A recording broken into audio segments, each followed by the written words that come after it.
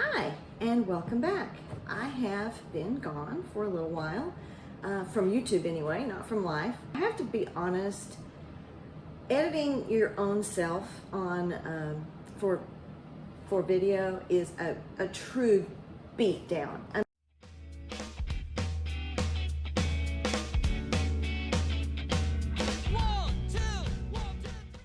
I mean, if you have body image issues like me, or you're getting a little older, or you get acne occasionally, I mean, it's like I see all the little things about the way I speak, the way my mouth moves, the shadows on my face, and how old I look.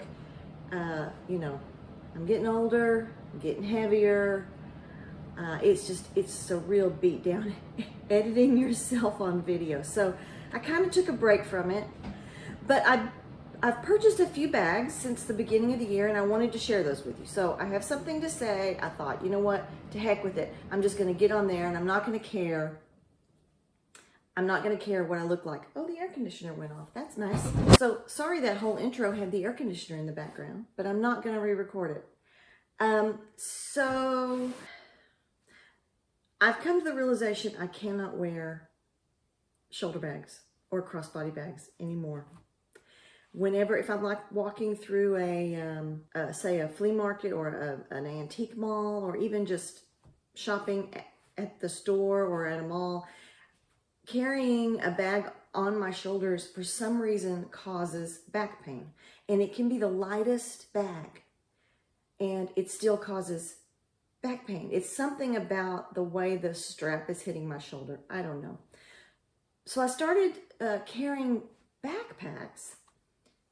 And I noticed not only is the shoulder pain gone, but the backpack makes me stand up a little straighter.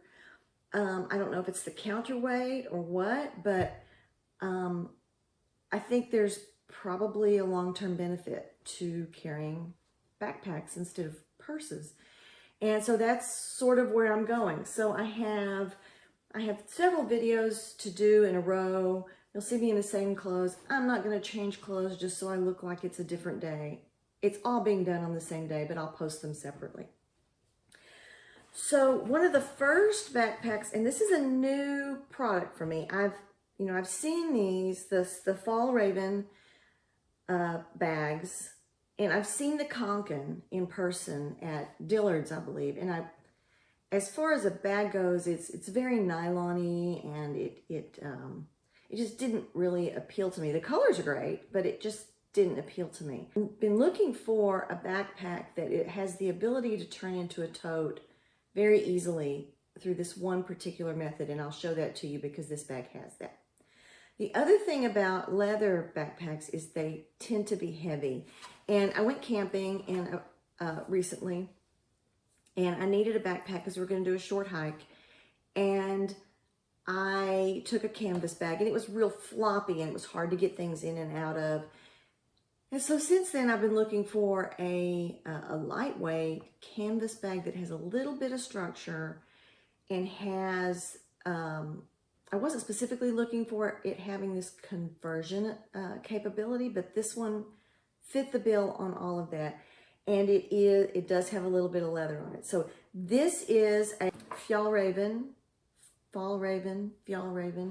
backpack. I think it's called the TotePack, and I'll put some details up here. But it is in a canvas. It's not that nylon that you see on the Kanken. It has this model has leather handles here and a little leather logo fox right there. They do make one with a leather bottom. It's of course a little more expensive. This has a leather zipper pull here and here. So it's got the lightweight of the canvas with a little bit of leather accents. They come in many colors, and I picked this sort of burnt brownish orange. It's one of my favorite colors. And I thought it would be a good camping color because it might hide some of the dirt and things like that. It's a tote with the handles, but here's the magic part. On the back, you just do this. It's easier two-handed. Pull those through, and now you have a backpack. and it's very comfortable for me. And I'm going to tell you one of the flaws that it has that might be important to you, depending on your arm size, your shoulder size. And in addition to that little feature, it has a front pocket. It's very deep. It goes all the way down. And what I do when I have it in backpack mode is I simply tuck the strap inside that front pocket. Now that does make the front pocket something that I can't close, but I'm not going to keep anything important in that front pocket anyway, because that is an invitation for sticky fingers. Inside, it's a big open, there we go, big open space. So there is a zipper pocket right here. See, has a little flap also that covers it, and it does have a key fob, key strap. Other than that, it's a big empty space. I thought the size was good, and I'll put the dimensions up here. And the fact that it converted was a plus to me. The problem is these straps are not adjustable. And I think there's a reason for that. And the reason is that if you want to quickly go into tote mode, you need the strap on the back and the front to be the same length. The problem with that is it is a little bit short for some people. I'm going to put it on. So I'm 5'2". I'm not going to tell you what I weigh. And it sits there. That is it. That is the only height. So for some people, if you have bigger arms up here or whatever, it's going to sit really, really high. And I saw one video from another gal, and it wasn't this particular model. It was a different Fjallraven bag, but she was just really like, why? Why did you do this, Fjallraven? The other thing is if you're wearing a coat or a jacket, this just might be too short. Keep that in mind. And I will put some dimensions up here. I don't want to take time to measure right now. The other day, I needed to go somewhere, and because my daily carry now is a backpack, but it's a smaller backpack, doesn't hold a laptop. I needed to take a file folder and a laptop with me, and so I pulled out this bag and thought, well, I can just throw everything in it. But what I ended up doing, because I just didn't want to switch bags out and everything, is I just turned this bag into tote mode. This laptop fits just in. There's a little bit of room. The file folder I needed, a mouse, because I don't like using those little finger pads on the laptops. And then I pulled it into tote mode and carried my backpack and this bag. Nobody was any the wiser that I actually had two backpacks. So it really is a good work bag. And I think it's a good short hike bag. Like if you need to carry water and your keys and just a few things, not for a long haul hike, but just a short couple mile hike.